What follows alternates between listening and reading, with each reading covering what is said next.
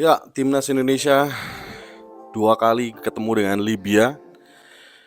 Pertemuan pertama kalah 0-4 dan itu memang ya gue sepenuhnya paham bahwa itu hanya uji coba. Tidak ada nilai yang diperebutkan di situ. Kemudian di pertemuan yang kedua kita kembali kalah 1-2. Ya.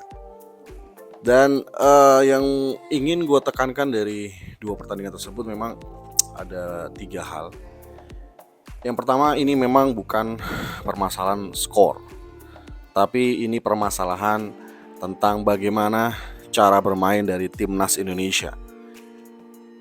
Dan dilihat dari dua pertandingan yang sudah dijalani melawan Libya di Turki, jelas dari timnas Indonesia ini progresnya sudah sangat luar biasa ya.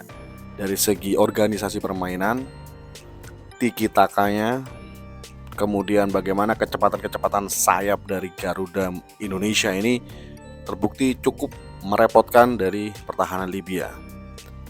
Ya, dari segi organisasi, cara bermain, kemudian formasi. Ini sepertinya Sintayong sudah terkunci untuk menerapkan formasi 3 back. Di tengah terserah mau 5, mau 4, di depan mau 3, mau 2, mau 1, nggak ada masalah. Permasalahan kita hanya ada di back ketika menjalankan strategi dari Sintayong. Sintayong sebenarnya ingin bermain dengan 4 back. Karena dengan 4 back kita bisa memiliki yang namanya keseimbangan di sisi sayap dan juga tengah. Karena dengan 2 DM Indonesia otomatis bisa bertahan dengan 6 pemain apabila memiliki 4 back.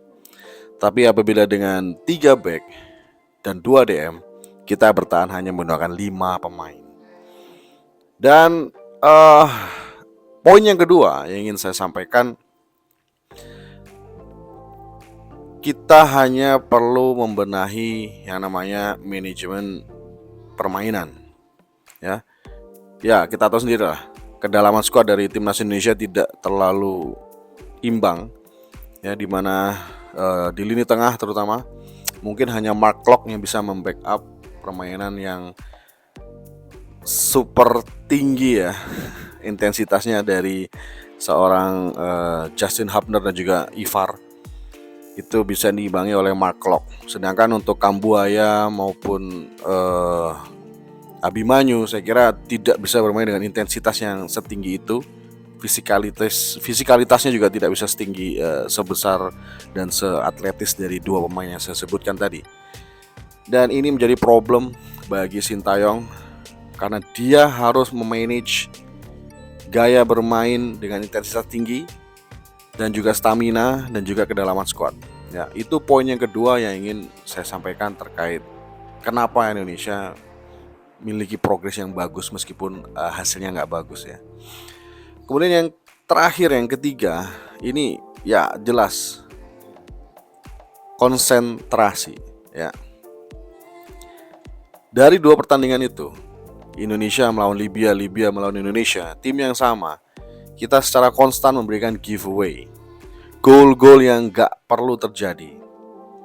3 gol di babak kedua di pertemuan pertama Libya lawan Indonesia, itu jelas sebuah giveaway, 3-3-nya. Kemudian kemarin terulang lagi, Rizky Ridho back pass dari sisi fullback. Nah, ini back pass dari sisi fullback harusnya tidak perlu dilakukan apabila posisi goalkeeper itu masih terpaku jauh dalam wilayah dia sebagai goalkeeper di tengah-tengah tiang. Itu akan sangat berbahaya. Ya, apabila dia salah kontrol itu akan gol. Apabila kurang kencang passingnya seperti kemarin direbut oleh pemain Libya. Jadi instruksi Sintayong di sini harusnya bisa memberikan masukan kepada para back timnas ya, baik itu Elkan Bagot yang ada di sisi kiri, Rizky Ridho di sisi kanan, ataupun Yakub Sayuri dan juga Pratama Arhan. Harusnya ada instruksi jangan lakukan back pass apabila posisi kiper masih ada di gawang ya. Jadi juga ini juga jadi koreksi buat goalkeeper dari timnas Indonesia, mau itu Hernando, mau itu nantinya Syahrul. Jika timmu kepepet ya, kamu harus memposisikan diri bisa menerima umpan secara dekat ya. Kamu proaktif, datangi pemainnya ya, supaya sudut ini ketika fullback atau back sebelah kanan kiri kita ini mau melakukan passing kembali ke belakang, ini meskipun dia kekencengan ataupun gak akurat, at least gak mengancam gawang kamu sendiri ya. Kamu harus keluar, pindah sisi ya, jangan di tengah-tengah tiang. Nanti Rizky Ridho ataupun Elkan akan sangat berpikir dengan keras, apakah passing gua akan nyampe atau malah kekencengan, malah jadi on goal. Nah itu bahaya, ya. Konsentrasi, keputusan juga dalam melakukan keputusan ya, pengambilan keputusan secara cepat itu pun memang harus dihitung oleh para pemain timnas Indonesia, terutama di lini belakang. Kita harus bijak dalam memberikan keputusan ya. Organisasi ini masih kurang jalan dengan adanya Hernando sebagai kiper, ball playing goalkeeper. Saya kira ini juga terlepas dari Rizky Ridho yang memang salah, tetapi posisi dari Hernando juga salah. Kemudian dari sisi ini ya, front line ini memang kita sudah sangat bagus menciptakan peluang, tapi kembali lagi finishingnya ya. Finishing ini juga perlu jadi PR ya. Marcelino dan juga Justin Hubner maupun ya Strike, Rafael Strike, dan juga ya siapapun yang ada di depan yang dipasang, Ramadan Sananta, Dendi, itu harus memanfaatkan peluang minimal on target tetapi menyulitkan ya, bukan nendang lurus gitu ya. Ya, tapi gue ya meskipun kalah gue tetap bangga dengan timnas Indonesia yang bermain seperti kemarin. Permainannya keren banget. Gue sampai nggak nyangka ini bener nih timnas Indonesia.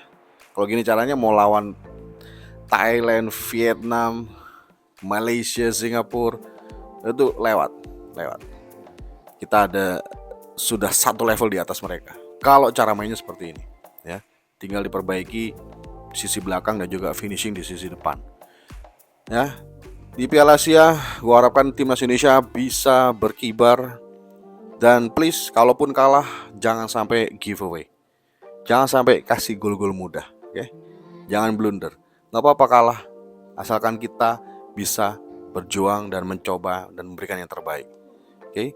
Itu dulu dari gue. Terima kasih udah nonton. Balik lagi gue akan bahas timnas di tanggal 12 kalau gak salah ya. Ketemu dengan Iran kalau gak salah ya. Dan juga jelas Manchester United. Oke, thank you for watching. Salam sepak bola.